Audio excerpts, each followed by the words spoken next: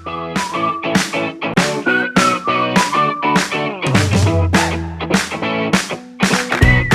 each got to pick a game. John picked Anachrony for me to play. I picked Eclipse, the second Dawn for the Galaxy, for John to play. Now, here's the thing. I had never played it.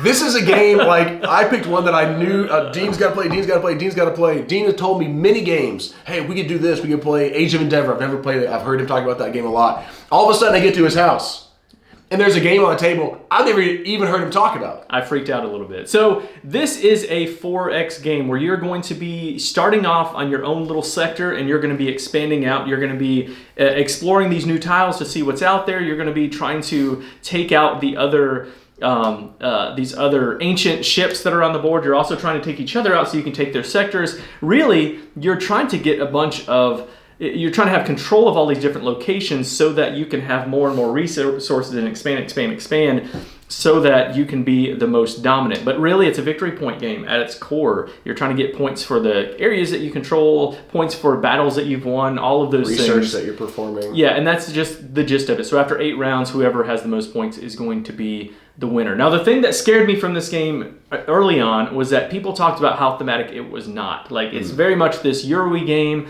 It's not as thematic as like a Twilight Imperium, which I've not played, so I don't know. For me, this game felt super thematic. I love building up the ships. I loved,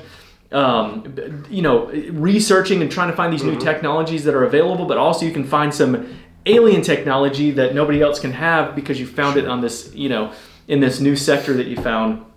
I love this game a lot. In fact, I love it. I like it more than Anachrony, and I loved Anachrony. Wow. So I like this one a lot. That's not an accurate statement. What do you got? Did you like this game? I thought it was good. Here's the thing.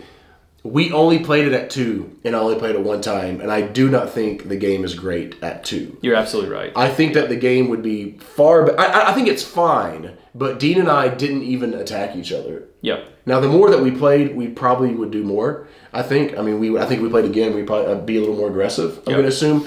I thought it was fine. I enjoyed playing, but I wasn't like, yeah. I felt like it definitely should be played at 3 or 4, I'm going to guess. But I thought the mechanisms were cool. I liked the way the research track worked. I liked the way that you're going out and exploring, and you're like, kind of, you flip over a tile, and what is it? And that's kind of cool. And you're attacking the ancients, as he mentioned, so you're not just attacking each other. I think that's kind of neat, too. So it's not just constant conflict with one another. Yep. So I think there's a lot of really cool pieces that I could really like it. I just would like to play it at a higher player count. At 2 players, it's like a 7.5 for B or something like that. So if you're only playing 2, I don't think I would recommend this one. I'm totally with you. I hope we get a 4-player game of it this summer. We'll see. I'd like to come back and see where we're at on this one. Thanks for joining us, and thanks to our Patreon supporters for making content like this possible. If you would like to become a Patreon supporter, go to patreon.com/MeepleTown. To follow us on Facebook, Twitter, and Instagram, find us at Meepletown Games. Finally, to connect with us and other residents of Meepletown, you can join Guild 3407 at BoardGameGeek.com. Until next time, thanks for coming down to Meepletown.